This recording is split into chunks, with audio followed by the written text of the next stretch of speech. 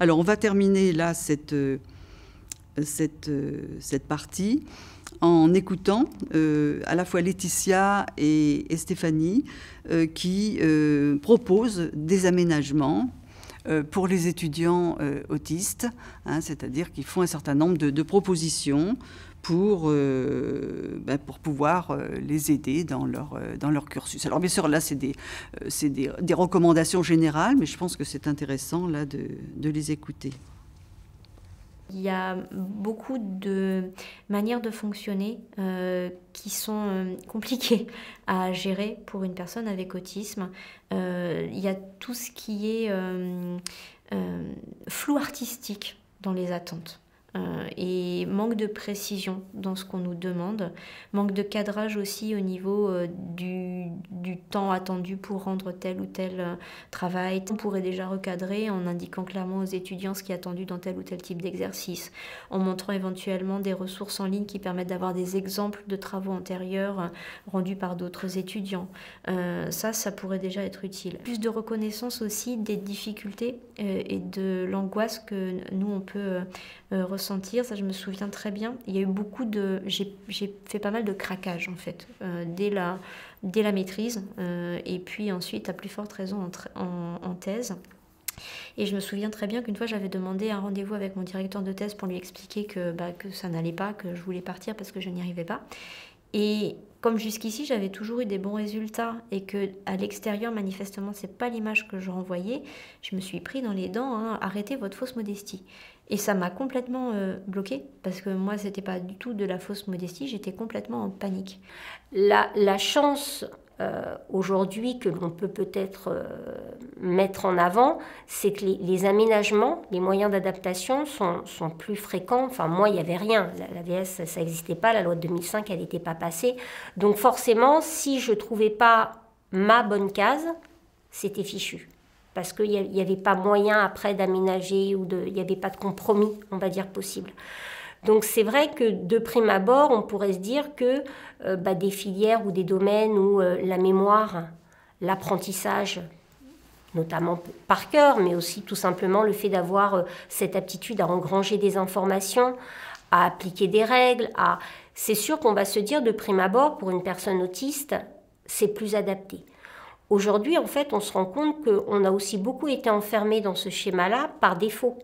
Parce qu'effectivement, là, on est dans des aptitudes. Voilà, on sait qu'on a une aptitude en mémorisation, on sait qu'on a une aptitude en rigueur, on sait qu'on a une aptitude en détail. Mais en même temps, je trouve aujourd'hui, et on s'en est rendu compte avec le temps et l'expérience, que les personnes autistes sont capables de bien plus et de développer aussi des compétences qui s'appuient sur certaines de leurs aptitudes, mais qui peuvent s'élargir.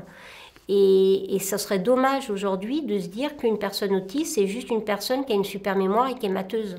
C'est plus du tout ça. On voit aujourd'hui des personnes autistes qui peuvent exercer dans plein de domaines différents.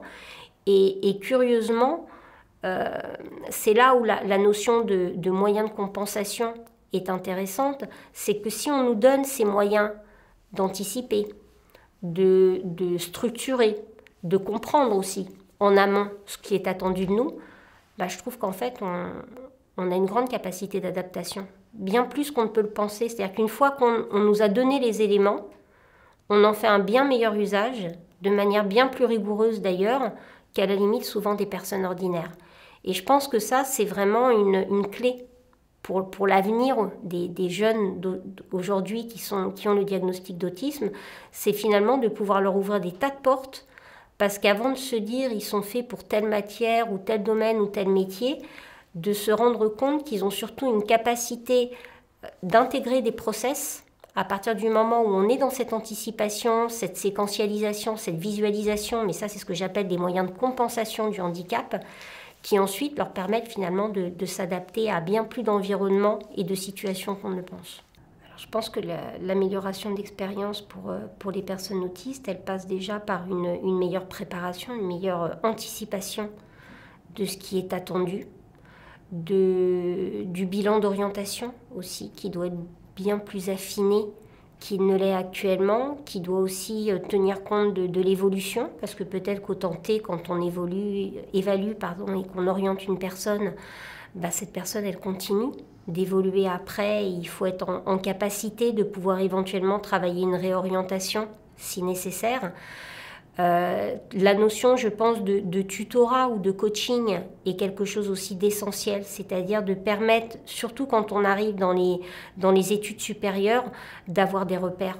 Parce que ces repères-là, ils sont quand même beaucoup plus présents, on va dire, dans les classes avant bac, mais ça va en se dispersant de plus en plus. Et c'est vrai, quand on arrive dans des milieux de type universitaire, il y a une autonomie très importante qui est demandée, mais en soi, pour moi, ce n'est pas tant l'autonomie qui pose problème que le manque de repères pour être autonome.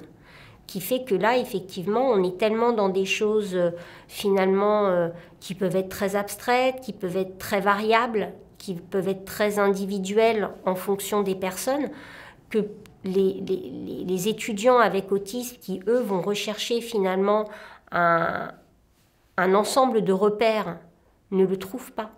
Il n'y a pas de process à l'université, il n'y a pas de schéma type, il n'y a pas de représentation type, c'est chacun se construit finalement son parcours, sa méthode de travail. Certains professeurs donnent certaines consignes qui se contredisent avec d'autres, mais les étudiants spontanément font le tri en disant moi je vais suivre plutôt ce que dit ce prof-là parce que ça correspond plus. Moi je prenais tout. Et puis après, faire le tri, je ne pouvais pas m'imaginer que dans un même lieu, dans un même espace, les gens puissent se contredire. Voilà, ça c'était quelque chose. Donc en termes de méthodologie, en fait, rien que la subjectivité des professeurs était quelque chose qui ne m'avait même pas effleuré l'esprit de prime abord. Donc j'ai essayé en fait de faire matcher tous les avis, tous les conseils, toutes les consignes. Et ça ne fonctionnait jamais en fait. Donc je pense qu'effectivement, pouvoir avoir un tuteur ou en tout cas une personne ou une aide à un moment donné qui nous aide à nous construire notre process d'apprentissage, mais aussi de fonctionnement dans le monde de la fac, pour moi, c'est quelque chose d'essentiel. Parce que je pense que si on a ce bagage-là, après, effectivement, l'autonomie est déjà beaucoup plus envisageable. Mais c'est un peu comme si on était mis dans un parc sauvage sans plan. Et là, effectivement, c'est compliqué. Par contre, une fois qu'on a le plan, je pense qu'on est tout à fait capable de trouver des chemins et de se repérer. Alors, on termine cette partie-là avec Laetitia et Stéphanie qui font des propositions d'aménagement pour les étudiants autistes. Et notamment, donc là, c'est en direction des enseignants. C'est vrai que plus l'enseignant est précis, structuré, organisé, et mieux c'est. C'est-à-dire que voilà, ce qu'elle critique, et notamment Laetitia, c'est ce qu'elle appelle le flou artistique, le manque de cadre, de consignes précises, etc. C'est-à-dire qu'on laisse un petit peu les étudiants se gérer tout seuls dans leur travail. Et c'est vrai qu'il n'y a pas de cadre précis. Alors ça manque déjà dans la scolarité, notamment dans l'enseignement secondaire, ça peut manquer, mais je pense qu'effectivement dans l'enseignement supérieur, c'est peut-être encore plus important, parce que là justement, et Stéphanie y revient sur cet aspect, on veut que les étudiants se débrouillent tout seuls. Voilà, maintenant, c'est plus des élèves qui sont à l'école, c'est des étudiants. Et donc, c'est des jeunes adultes et on considère qu'ils doivent se débrouiller tout seuls. Donc, effectivement, pour ces étudiants avec autisme, c'est difficile de se retrouver dans cette situation-là parce que, voilà, ils sont un petit peu perdus, d'autant que, et ça Stéphanie l'explique très bien, d'un professeur à l'autre, bien les exigences ne sont pas les mêmes. Alors ça déjà, dans l'enseignement secondaire, ça existe aussi, mais là, dans l'enseignement supérieur, c'est aussi le cas. Et d'un professeur à l'autre, effectivement, il peut y avoir des consignes tout à fait différentes et là, elle dit bien qu'elle est complètement perdue parce qu'elle va essayer d'écouter tout le monde et quelquefois, les professeurs peuvent très bien se retrouver, être en contradiction l'un avec l'autre. Et ça, ces contradictions, voilà, ça les met vraiment dans l'embarras, dans la difficulté, d'où la nécessité, là, en effet. si l'étudiant est un petit peu noyé, d'un accompagnant pour l'aider à faire les bons choix, etc., et à développer son autonomie. Encore une fois, bon, l'accompagnant, il n'est pas là pour effectivement mettre l'étudiant autiste dans une situation d'assistanat, hein, mais de l'aider à devenir plus autonome, de l'aider à faire les choix, de lui expliquer qu'en effet, d'un professeur à l'autre, eh bien, les attentes ne sont pas tout à fait les mêmes et qu'il faut accepter cette diversité. Donc, il a vraiment là besoin de quelqu'un qui l'aide.